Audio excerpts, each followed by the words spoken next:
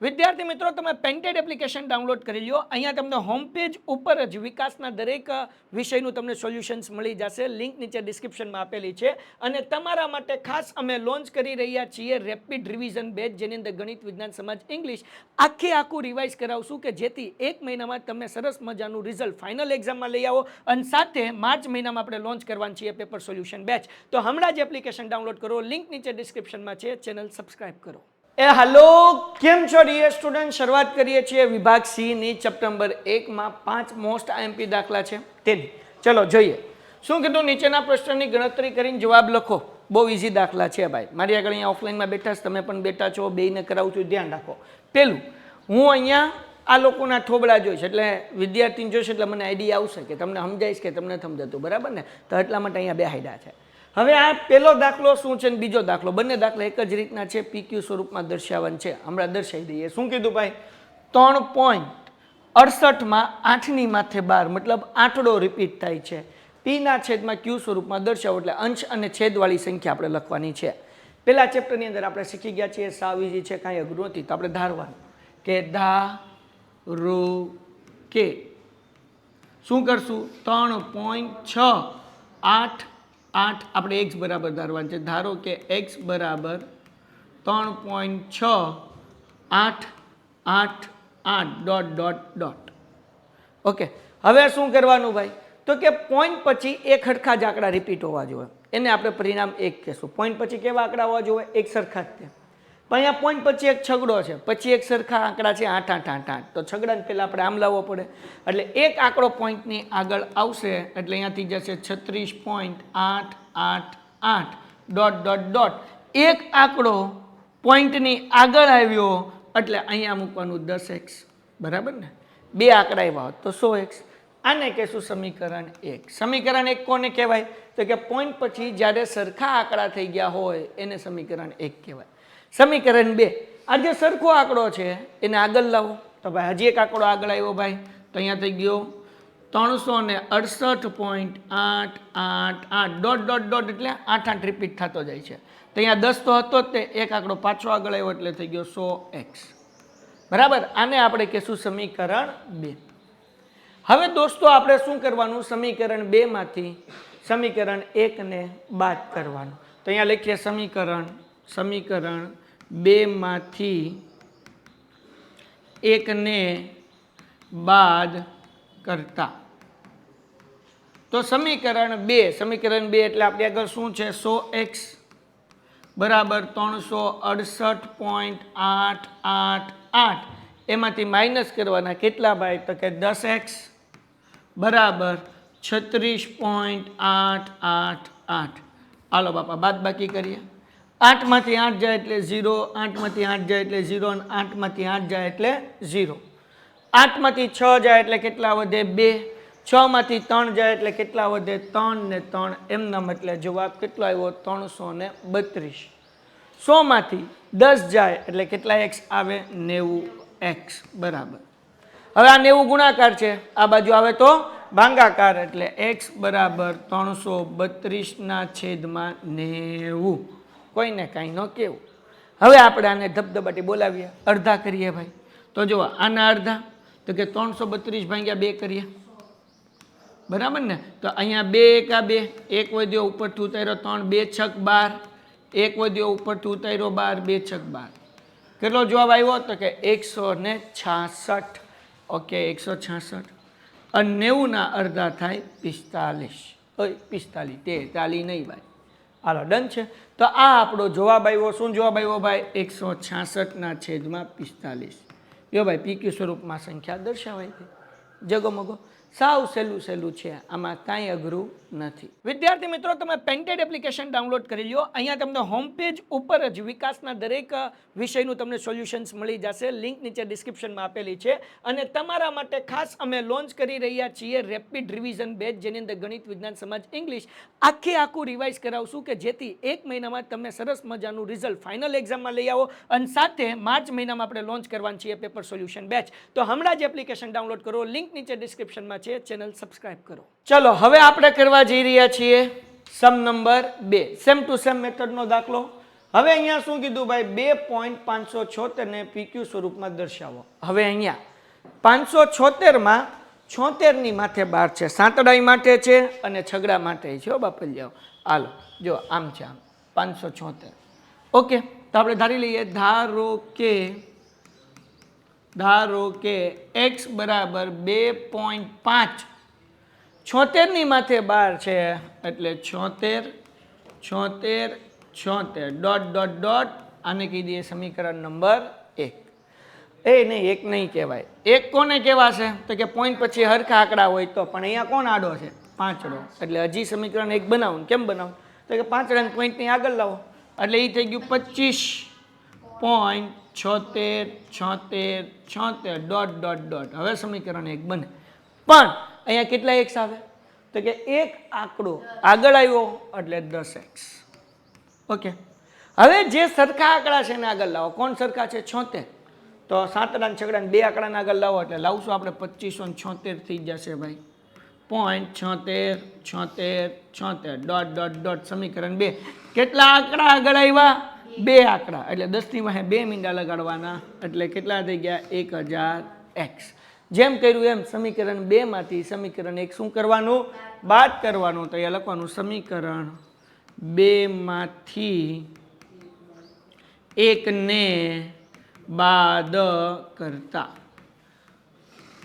તો સમીકરણ 2 શું છે ભાઈ તો કે 1000x બરાબર 2576.76 એમાંથી સમીકરણ 1 એટલે અહીંયા માઇનસ થશે 10x બરાબર 25.76 એટલે આન્સર શું આવશે ભાઈ? 6 માંથી 6 જાય, 7 માંથી 7 જાય, 6 માંથી 6, 7 માંથી 6, 6 માંથી 6, 7 માંથી 7 એટલે બધે મીંડા જ આવે.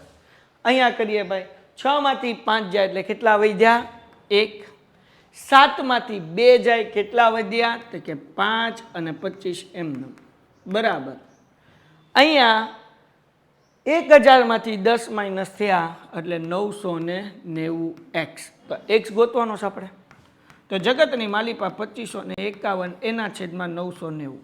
ઓકે, હાલો ડન થઈ ગયું.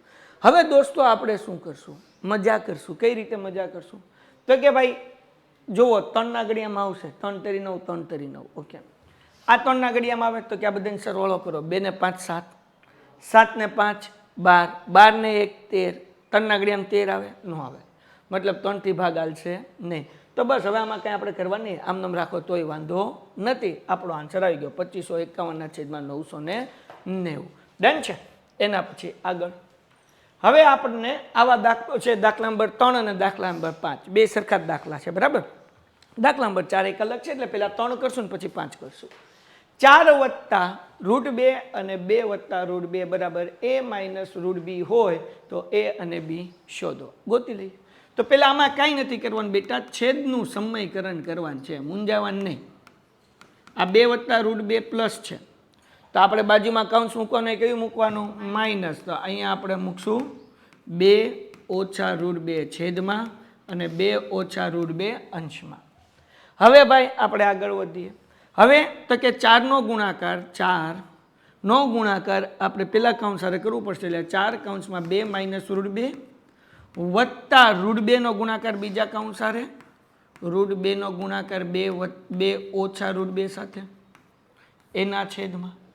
અહીંયા શું કર્યું તો કે આ જે હતું ને બેટા 4 વત્તા √2નો ગુણાકાર બીજા કૌંસ સાથે કર્યું. તો પેલા 4 મૂક્યું બીજું કૌંસ, પછી √2 મૂક્યું બીજું કૌંસ. સમજાવું જો અહીંયા √2 આ બીજું કૌંસ. ઓકે, હાલ હવે અહીંયા જે છે 2 વખત છે એટલે 2નો વર્ગ થઈ જશે બરાબર ને. વત્તે ઓછે ઓછા √2 2 વખત છે એટલે √2નો વર્ગ થઈ જશે. હાલો ભાઈ આગળ વ્યા જઈએ. નેક્સ્ટ તો કે ભાઈ 4 દુ 8 માઇનસ 4નો ગુણાકાર √2 સાથે એટલે 4 √2 વત્તા √2નો ગુણાકાર 2 સાથે તો કે 2 √2 વત્તે ઓછે ઓછા √2 ગુણ્યા √2 એટલે √2નો વર્ગ. હાલો આગળ વ્યા જઈએ. ડન છે. ઓકે, હજી એક વખત 4નો ગુણાકાર 2 સાથે 4 દુ 8 માઇનસ 4નો ગુણાકાર √2 સાથે 4 √2 વત્તા √2નો ગુણાકાર 2 સાથે એટલે 2 √2 માઇનસ √2 ગુણ્યા √2 એટલે √2નો વર્ગ. ઓકે, 2 નો વર્ગ 4 માઇનસ રૂટ 2 નો વર્ગ કેટલો થાય તો કે ભાઈ એ 2 થઈ જાય.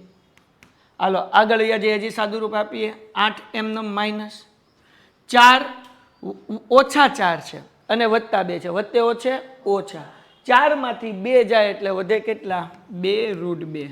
આ માઇનસ મોટા પદની નિશાની ઓછા રૂટ 2 નો વર્ગ તો કે 2 થાય એના છેદમાં. અહીંયા શું કરશું ભાઈ તો કે 4 માંથી 2 જાય એટલે કેટલા વધે ભાઈ તો કે 2 વધે.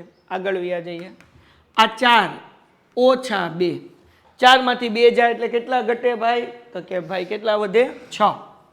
4 માંથી 2 ગયા એટલે 6 માઇનસ 2 રૂટ 2 ના છેદમાં 2. હવે આમાંથી કોમન નીકળે, જો શું કોમન નીકળે 2 કોમન નીકળે ને, 2 ના ઘડિયામાં 6 આવે ને 2 ના ઘડિયામાં 2 આવે તો 2 સામાન્ય કાઢો તો 2 તેરી 6 માઇનસ રૂટ 2 કારણ કે 2 તો નીકળી ગયા 12 એના છેદમાં 2 2 2 ઉડી ગયા. તો જવાબ કેટલો આવ્યો ભાઈ તો કે 3 ઓછા રૂટ 2. હવે આપણને દાખલામાં શું કીધું ભાઈ a માઇનસ રૂટ b હોય તો a માઇનસ રૂટ b હોય તો આપણને a બરાબર 3 મળે અને b બરાબર કેટલા મળે ભાઈ 2 મળે. દાખલો થઈ ગયો પૂરો. b બરાબર કેટલા મળે 2 મળે અને a બરાબર કેટલા મળે 3. લ્યો ભાઈ આવી રીતના સમ કરવાનું છે.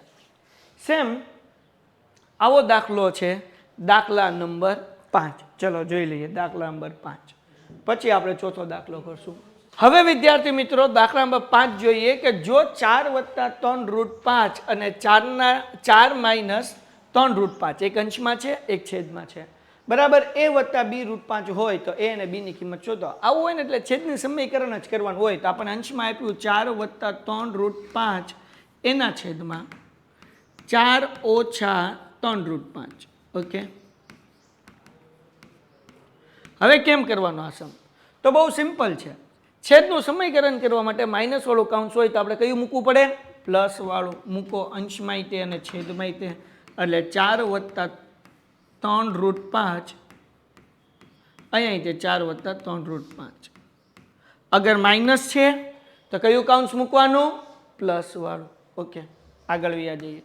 હવે જો આ બે હરખા કાઉન્સ થઈ ગયા 4 વત્તા 3 રૂટ 5 અહીંયા તે તેનો વર્ગ કરવાનો 4 વત્તા 3 રૂટ 5 નો વર્ગ એના છેદમાં 4 બે વખત છે એટલે 4 નો વર્ગ વત્તે ઓછે ઓછા 3 રૂટ 5 બે વખત છે એટલે 3 રૂટ 5 નો વર્ગ. ઓકે હવે જો અહીંયા સાઈડમાં હું આ નાવ્યો પાડું છું 4 વત્તા 3 રૂટ 5 એનો વર્ગ તો આ a પ્લસ b વર્ગ જેવું નિત્યસમનું સૂત્ર આવે ને એ વર્ગ વત્તા 2ab વત્તા b સ્ક્વેર. તો એ નિત્યસમ આપણે અહીંયા મૂકશું. અહીંયા a બરાબર 4 કહેવાય બરાબર ને, a બરાબર કેટલા કહેવાય 4 અને b બરાબર કેટલા કહેવાય 3 રૂટ 5. a વર્ગ એટલે 4 નો વર્ગ વત્તા 2 ab a એટલે કેટલા 4 b એટલે કેટલા 3 રૂટ 5 અને b નો વર્ગ એટલે 3 રૂટ 5 નો વર્ગ.